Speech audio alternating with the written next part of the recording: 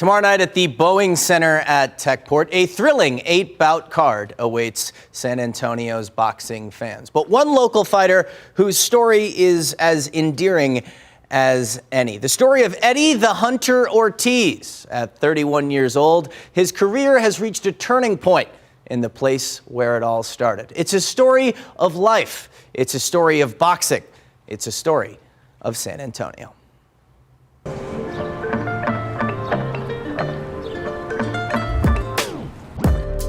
An old strip mall in West San Antonio. Its cracked pavement offers a sense of character. And on the inside, a fighter is trying to recapture that same notion. I feel like boxing is a completely different life from my start of my actual life, right? And in boxing, I started my life in the west side of San Antonio.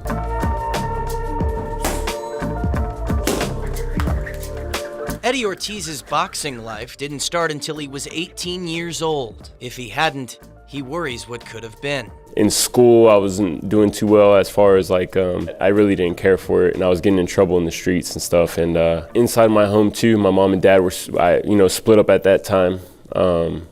And so for me, mentally, I was just kind of out of it. I was doing drugs, things like that, and I just had a lot of aggression.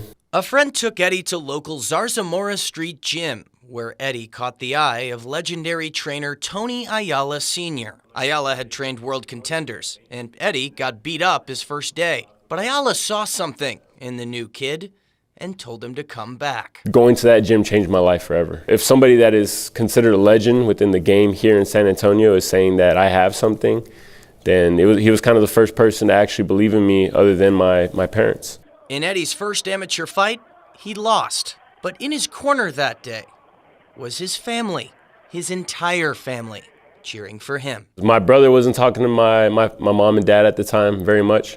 My mom and my dad were separated, so they were still kind of talking, but they weren't seen around each other much. So for me to see my family there, man, it gets me emotional now, because that's what I'm saying. I'll never have that high again, because for me that was big. From there, losses became rare. Eddie won Texas Golden Gloves in 2014, and a year later, U.S. Nationals. Now, Ayala Sr. passed away before Eddie officially turned pro in 2016. Edward the Hunter Ortiz. But the old coach left one lasting legacy on his lanky student. Okay, so Tony Ayala Sr. gave me the name The Hunter. He said because the way I threw my 1-2 was kind of like a bow and arrow, like holding a bow and arrow out, but he says, but I see you hunting titles. We stuck with it. I said, if that's what you want to call me, that's what I'm going to be. So The Hunter, and I just kind of threw a play on words. So, well, I know I got to go take out my prey. It was hunting season. Traveling nationwide, The Hunter went unbeaten in his first 13 pro fights. In 2019, he stole the show in a victory at the Alamo Dome after he entered the ring in his hometown jersey. Yeah, I'm San Antonio, born and raised, man. It's always Spurs over everybody. But now 31, The Hunter has booked just 2 fights in the last 3 years. He's now a father himself, raising his son right here in San Antonio. Get on it. There you go. Good catch. As life in boxing has evolved, so has it outside. I've gone from being a warrior to being a defender for my family.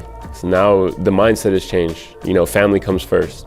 Whereas previously it was always boxing, boxing, boxing. Now it's, yeah, boxing's still my first love, still a major part of my life, but my family will always come first now. Eddie is a different person than when he first entered the ring, all while trying to channel his hunter mentality. Now, is Eddie's evolution complete? We may just find out on Friday night. That I'm still here. Yeah, that I'm still here, that it's still hunting season.